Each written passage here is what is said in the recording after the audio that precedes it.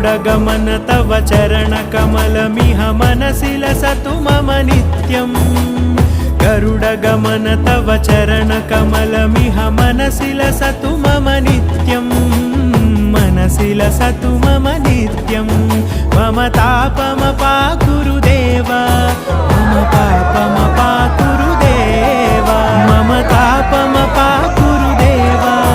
मम पापमपाकुरु देवा